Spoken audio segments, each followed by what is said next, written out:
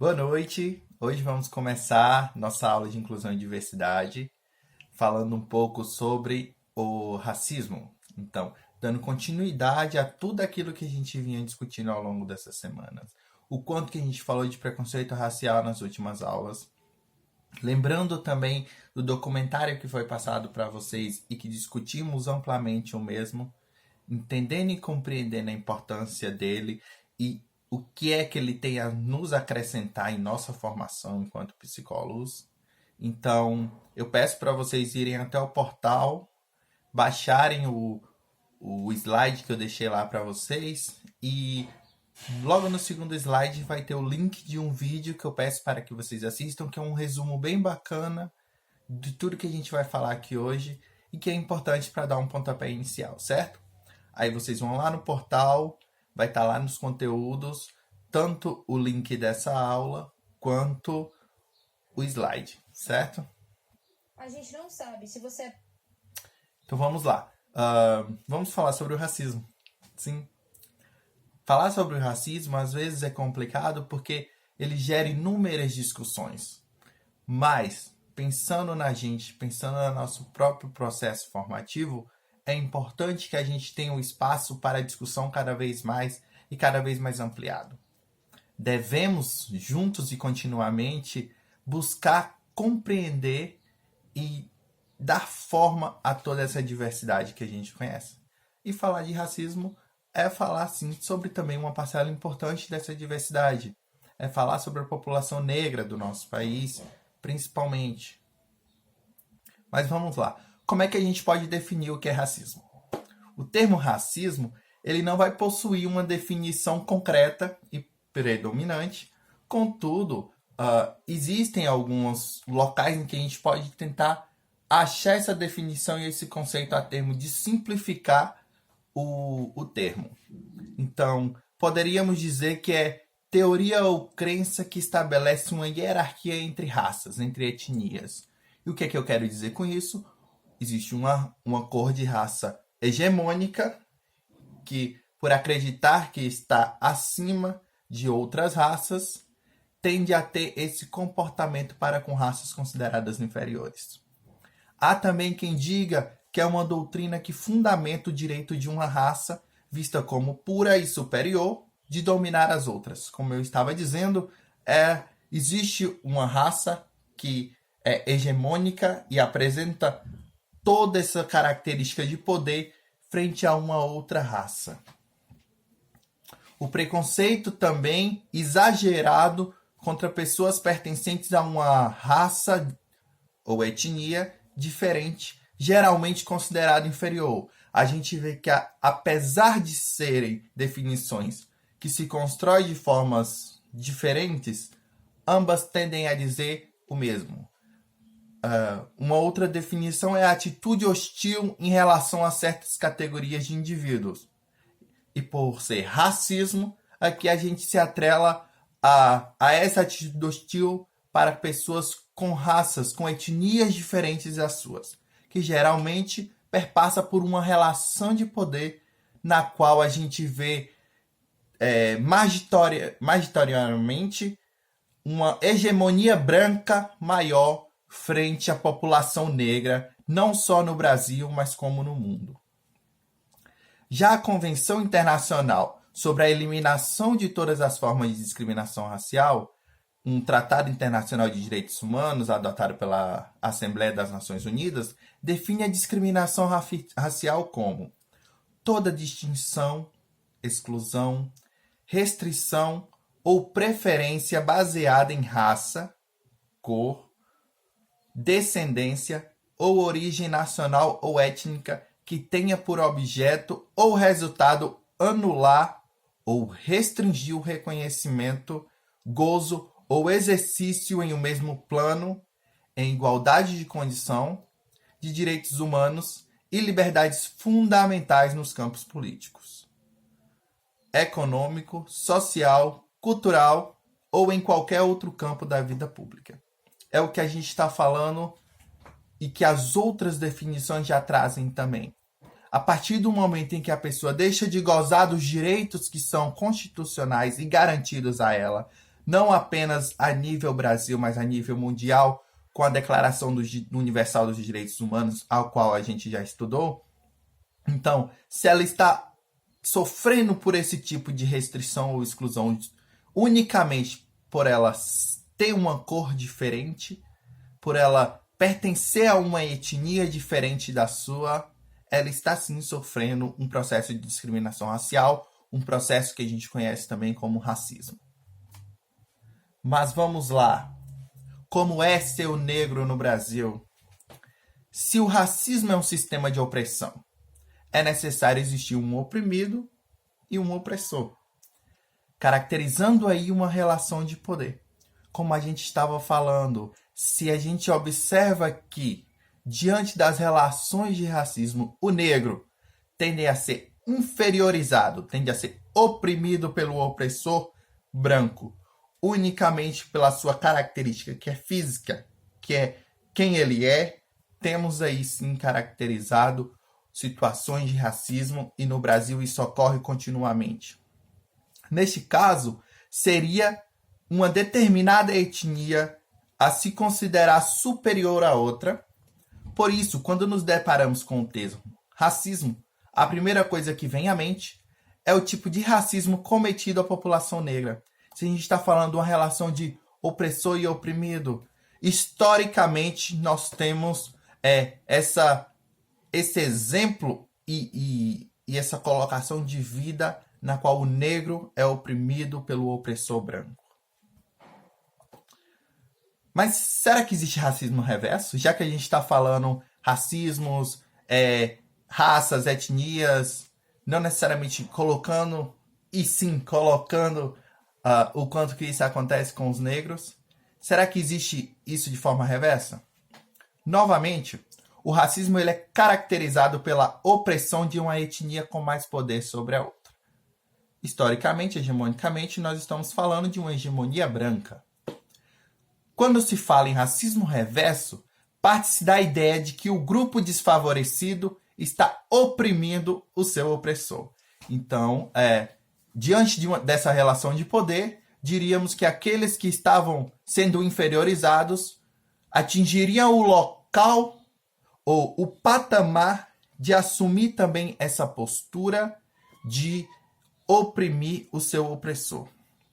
Dessa forma, um grupo étnico que sofreu por mais de 300 anos de escravidão, fazendo parte de um dos últimos países do globo, e a gente bota da América, da parte ocidental, a abolir a escravatura, que é o caso do Brasil, e que tem apenas 100 e poucos anos que ocorre essa abolição da escravatura, certamente não teria a mesma força do seu opressor.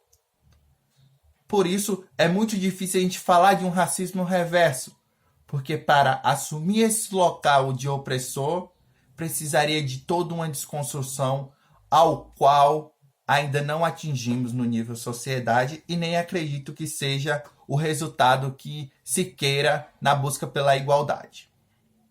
Além do que, existe o conceito de escravidão moderna. Relações de trabalho em que são forçadas a exercer uma atividade contra a sua vontade mediante formas de intimidação. Então, ainda existe essa preocupação nos dias atuais que ainda que a escravatura tenha sido abolida, existem trabalhadores que estão em condições subhumanas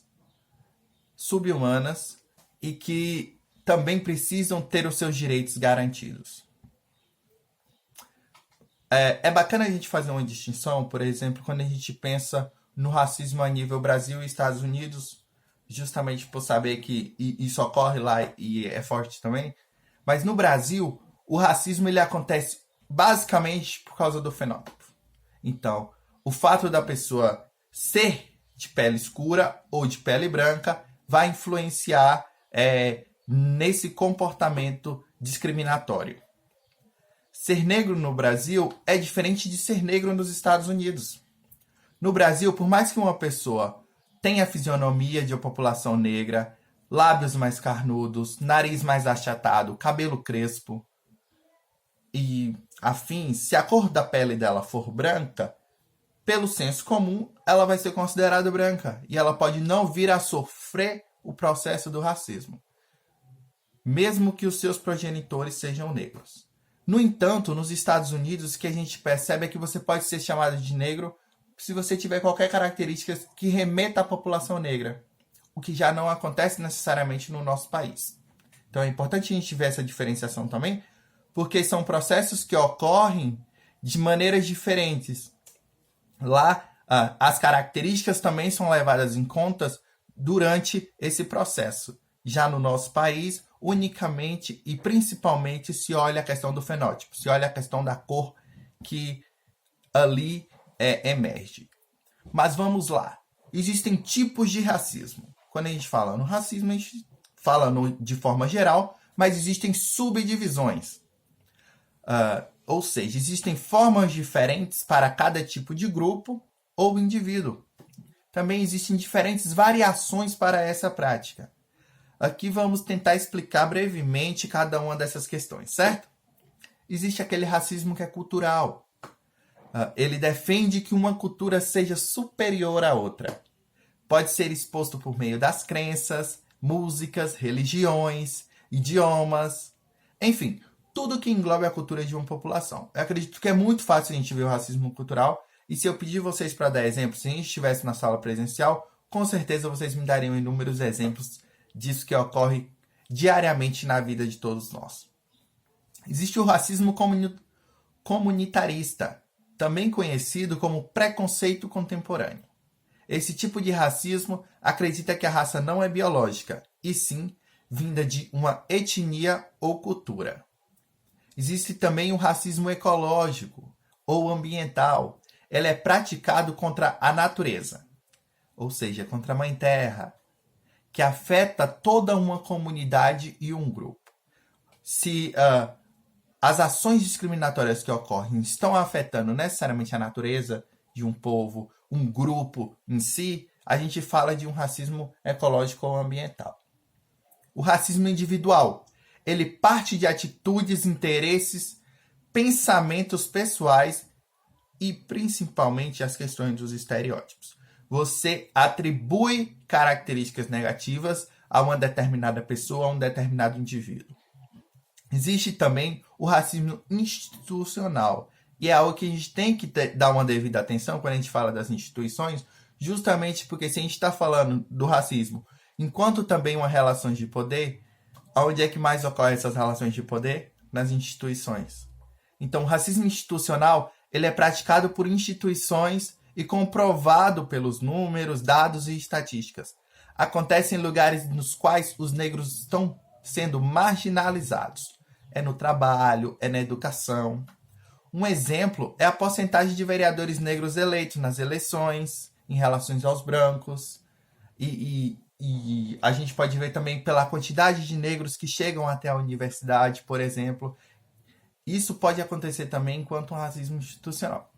Existe o racismo primário, que não conta com justificativas e acontece de forma mais psicológica e emocional, justamente porque pode ser da própria pessoa para consigo mesmo, ao não se aceitar, ao não aceitar todas as suas características, ao não aceitar que você é pertencente a determinado grupo, ao não aceitar quem você é, a sua cor da pele, o seu cabelo. Isso é conhecido como racismo primário, certo?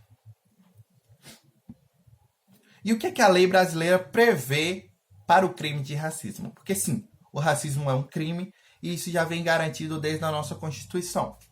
Na lei brasileira existem punições diferentes para os crimes de racismo e injúria racial. Sim, são coisas diferentes e a gente vai aprender aqui o que é que as diferencia. O crime de racismo se configura quando alguém se recusa ou impede o acesso de uma pessoa a estabelecimentos comerciais, bem como entradas sociais, ambientes públicos e também quando nega um emprego unicamente pela cor da sua pele. O crime de racismo é inafiançável e imprescritível, ou seja, quem praticou pode ser punido independente de quando foi que ele cometeu esse crime. Então a gente tem que ficar atento a isso. Na nossa Constituição Federal, no artigo 4, a gente tem os seguintes princípios que nos ajudam a compreender melhor esse crime de racismo. Independência nacional, prevalência de direitos humanos, autodeterminação dos povos, não intervenção, igualdade entre os estados, defesa da paz, solução pacífica dos conflitos, repúdio ao terrorismo e ao racismo. Tá vendo? Nos princípios fundamentais da nossa Constituição, a gente já tem não só o racismo sendo, enfim, atribuído o valor e reconhecendo a sua existência, até porque a gente vê movimentos que falam que no Brasil não tem racismo, mas a nossa própria Constituição já legitima a existência desse processo discriminatório. A cooperação entre os povos e o progresso da humanidade e a concessão de asilo político. A gente tem aqui os 10 princípios da Constituição Federal no artigo 4. Mas vamos entender o que é a injúria racial. A injúria racial ela acontece quando alguém que é ofendido usando elementos como raça, cor, etnia, religião ou origem. Está associada ao uso de palavras com teor depreciativo e ou ofensivo referentes à sua raça ou cor. O crime de injúria ele está previsto no Código Penal. O condenado deve cumprir a pena de 1 a 6 meses ou multa. Contudo, se a injúria conter elementos referentes à raça ou cor, etnia, religião, origem, condição da pessoa idosa ou deficiente, a pena aumenta para a reclusão de 1 a 3 anos. Então, a injúria racial a gente já vê o que? Prevista no Código Penal. A pessoa ela pode ter prisão decretada, sim. Então, é importante a gente aprender a diferença entre os dois. Porque a injúria ela vai diretamente na honra da pessoa de acordo com a sua característica que foi discriminada. Enquanto que a gente vê que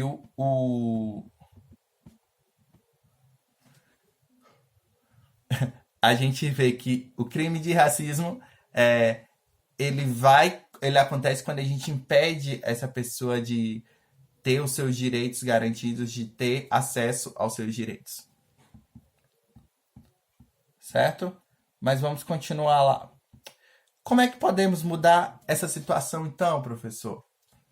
Basicamente com alteridade e empatia. Nós precisamos pensar de forma mais pragmática uma das maneiras que é simples de lidar com esse racismo, né? Se no dia a dia da gente está acontecendo essas questões e esses comportamentos racistas a todo tempo, é preciso que a gente precisa exercer, enquanto pessoas, simpatia pelo próximo. Nós precisamos simpatizar-nos e ter movimentos empáticos para com o outro, independentemente da sua cor, da sua origem, do seu gênero. Também é importante, é uma questão que a gente vai começar a levantar a partir de agora, as questões de gênero. E essa é uma forma de se atentar para as negligências e sofrimentos vivenciados pelo outro. Então, refletir sobre as suas próprias atitudes. A gente precisa entrar também nesse processo de reflexão de será que eu tenho comportamentos que poderiam ser considerados racistas? O que eu posso fazer de diferente no meu dia a dia que vai modificar isso? E continuamente a gente pode chegar num momento em que a nossa sociedade possa superar esses comportamentos que tanto fazem mal, que tanto invadem a vida das pessoas unicamente por ser quem elas são. Existem 5 fatos que comprovam que ainda há racismo no Brasil. O primeiro é a quantidade de líderes políticos negros. Gente, nós precisamos de representantes que lutem pelas causas. Então, se nós observamos um cenário político na qual existem poucos negros, a pauta negra pode ficar de lado.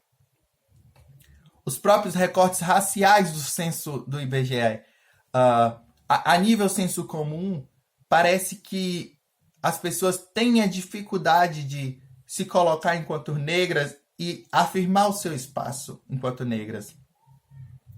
Afinal, muitas delas tendem a responder os censos enquanto pardas, enquanto morenos. Se tivesse essa colocação, a pessoa falaria, não, sou moreno. Justamente porque assumir esse local, ainda existe uma dificuldade por parte da população. A própria academia e o racismo no Brasil. Quantos pesquisadores negros nós conhecemos? Se a gente vê que existe uma dificuldade maior de acesso à educação pela população negra, logo, de inserção em uma universidade, logicamente, na academia vão existir poucos pesquisadores negros. As questões das cotas e do acesso do ensino superior. A lei de cotas é um importante mesmo garantia de que as pessoas negras consigam entrar dentro da universidade. Então, essa lei, ela vem justamente para garantir isso. Ela não deixa de ser uma reparação histórica, porque nós temos a nossa cota de dívida com a população negra a nível Brasil.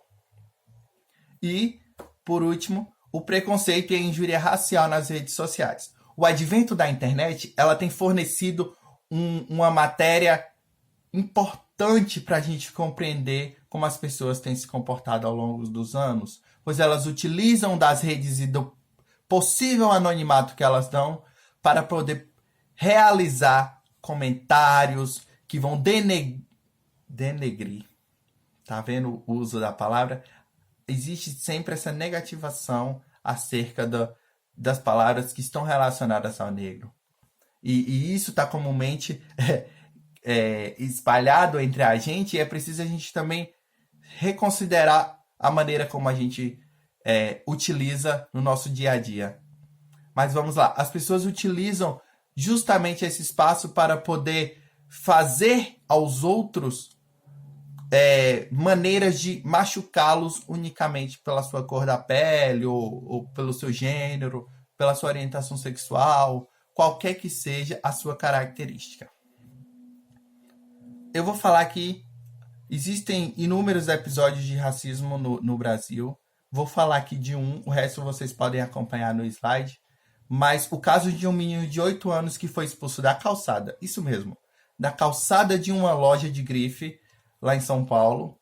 E o pai da criança, que é americano, mas está erradicado no Brasil, ele fez um desabafo, né, afirmando que em certos lugares de São Paulo, a pele do seu filho não pode ter a cor errada.